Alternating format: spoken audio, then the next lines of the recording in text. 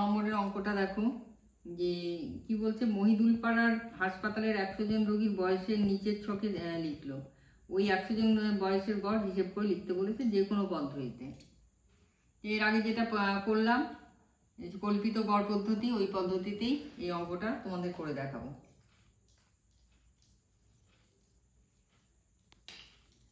তাহলে কি কি আছে, 10 থেকে 20,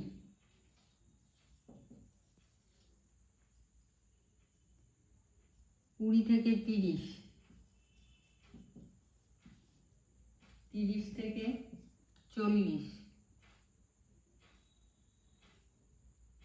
70 অবধি আছে, 40 থেকে 50, 50 থেকে 60, 60 থেকে 70। আর এফআই হচ্ছে 12 8 22, 12 8 22, 20 18, 20 18 20।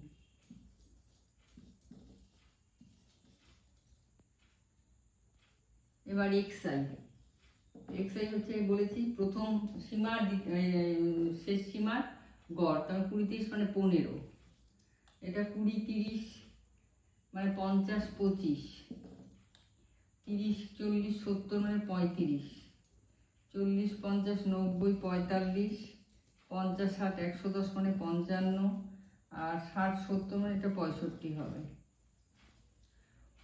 তাহলে এবার ডিআই মানে হচ্ছে এক্সআই মাইনাস এ,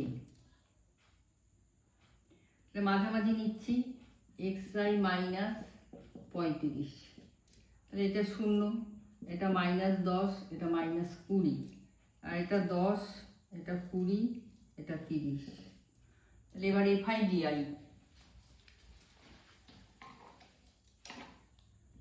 এফআই ডিআই, এফআই ডিআই মানে -12 2 24, 240, 8 10 80,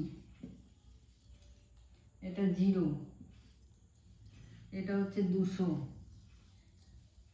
এটা হচ্ছে 8 360, আর এটা হচ্ছে 600।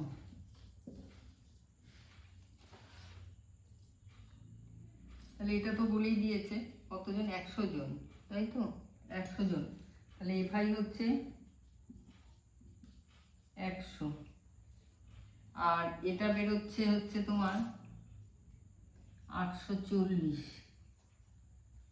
240, এটা 40 হলো 120, 120 মাইনাস 120,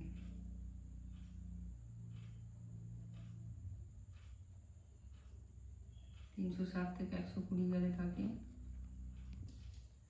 তাহলে এবার ডি বার হচ্ছে এফআই ডিআই বাই এফআই,